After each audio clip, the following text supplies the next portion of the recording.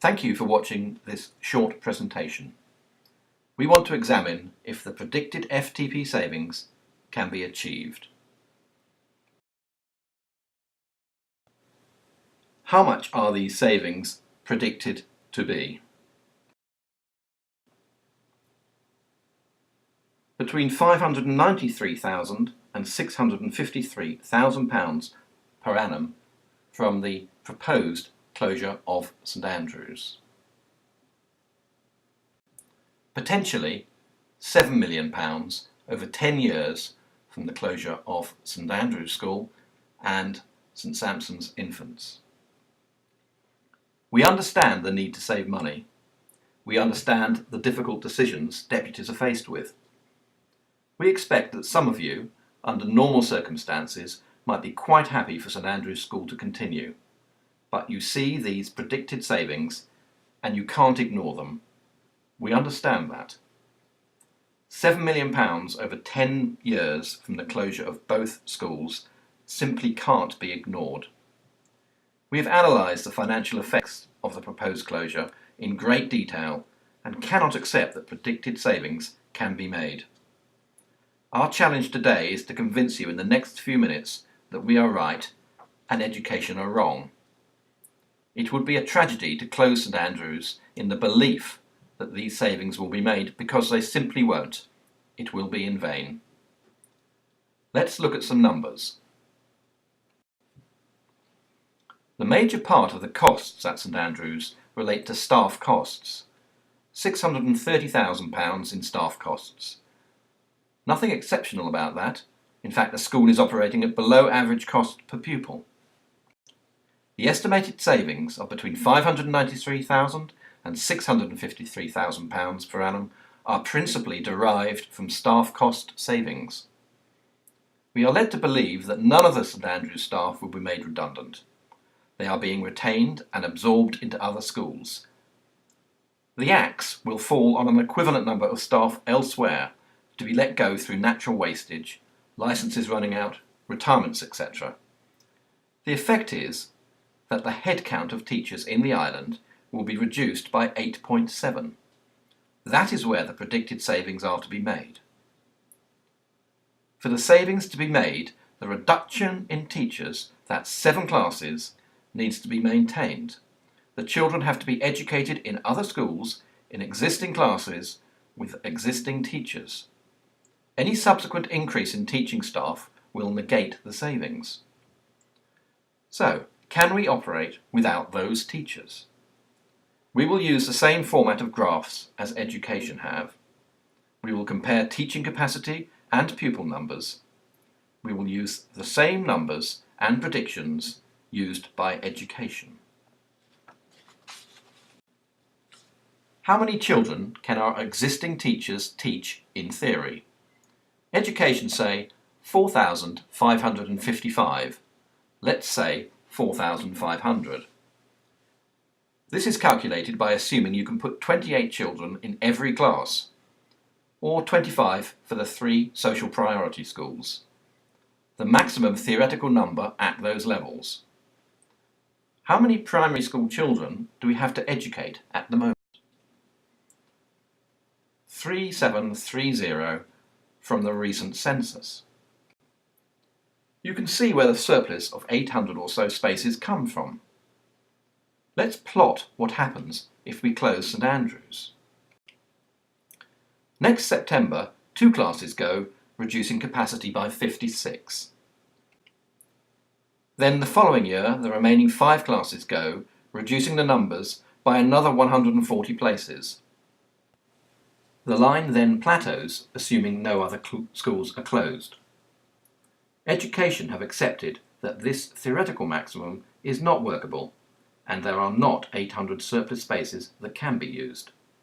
You would need a perfect distribution of children throughout the years in each catchment area. We don't live in a perfect world. We pointed out various anomalies. For example, the 103 surplus spaces at St Martin's were unrealistic, and we now understand that only 40 to 50 spaces are attainable there. The surplus capacity of 100 spaces at the 2 Catholic schools is only available to those baptised Catholic. You can't use surplus spaces in Year 6 to educate an overcrowded Year 3. We don't place much importance to this line. In fact, education believe that the more reasonable estimate of surplus capacity at this time is about 500 spaces. That's 300 less than the theoretical capacity shown by this green line.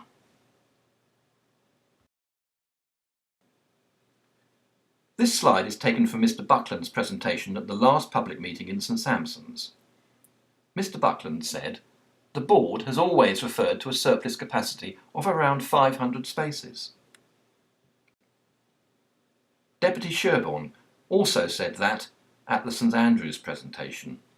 He said, "It was a theoretical numbers game.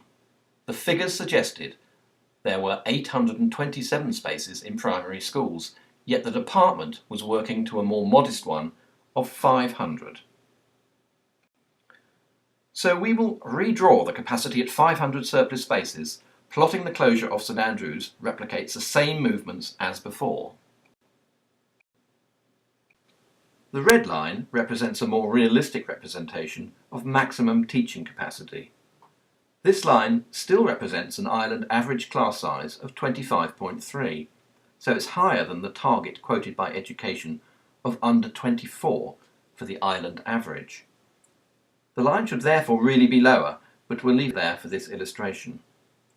I'll also put in a dotted line showing the position if we leave St Andrew's School open and we maintain the status quo.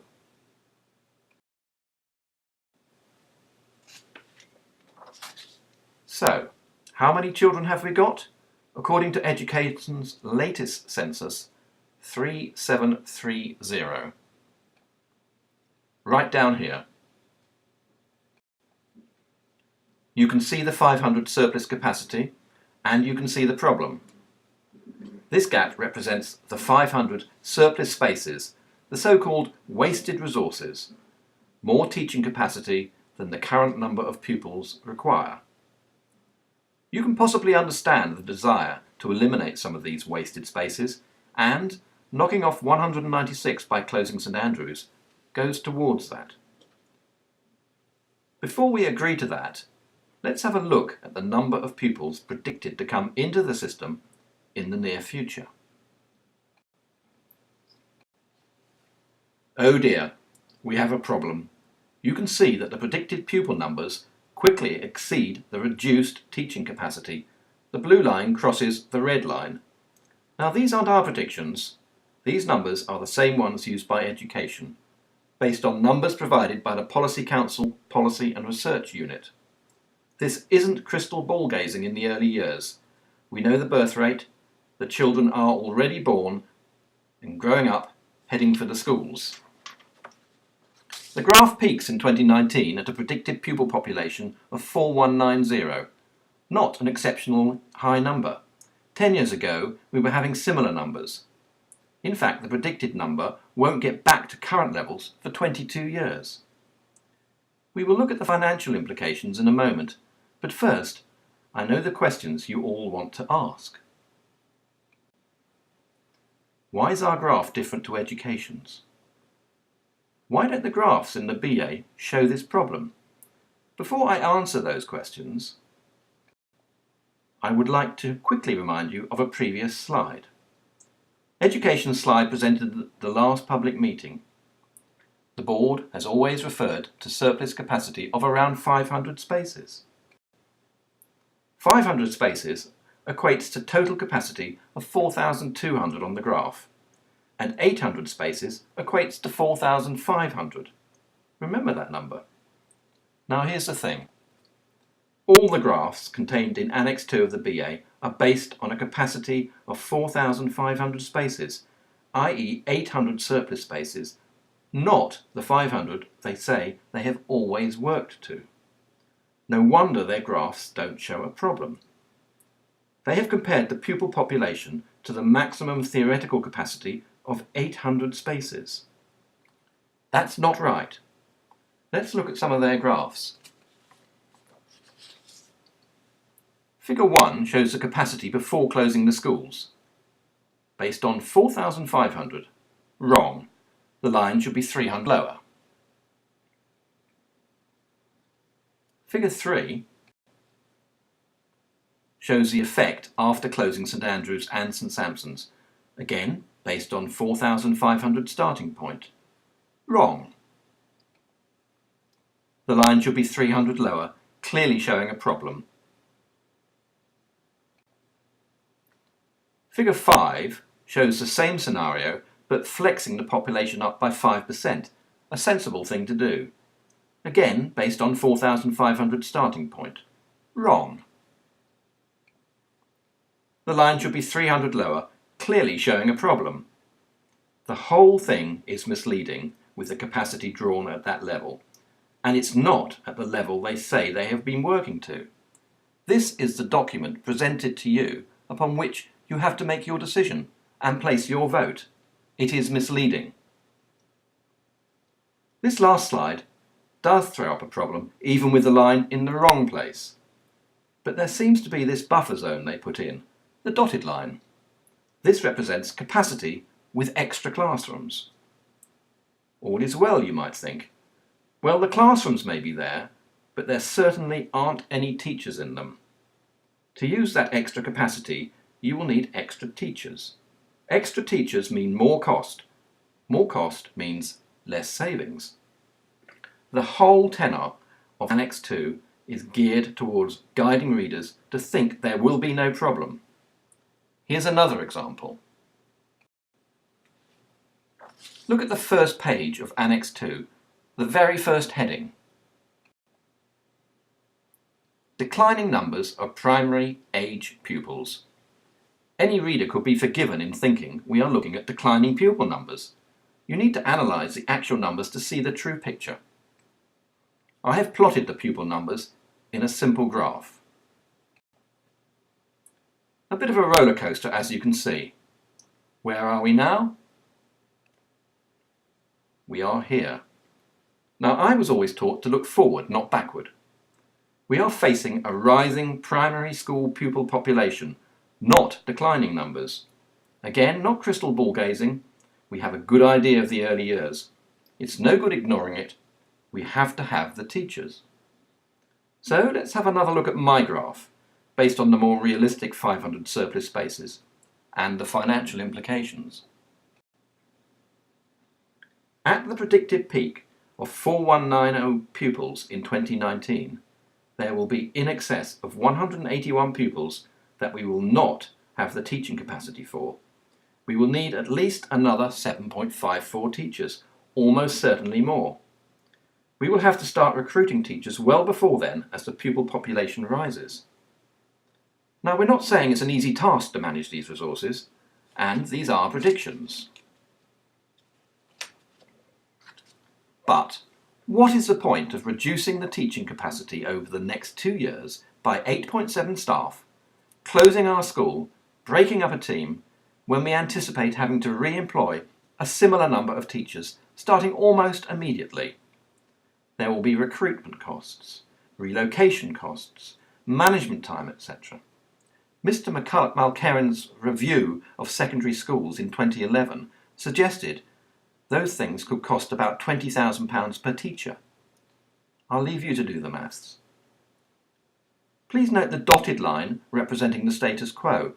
Although the blue line, that's pupil numbers, gets close to the dotted line, it does not actually cross it. The capacity is there if we leave the schools open. Now, I said at the start of this presentation that the only way these predicted savings can be made and sustained is if we can cope without the 8.7 teachers being removed from the system, and we wouldn't need to employ additional teachers. I think I have demonstrated that we certainly would need to replace them. Even if some savings can be made early on, and I don't believe they will be, they certainly can't be replicated over the next 10 years as additional teachers are needed.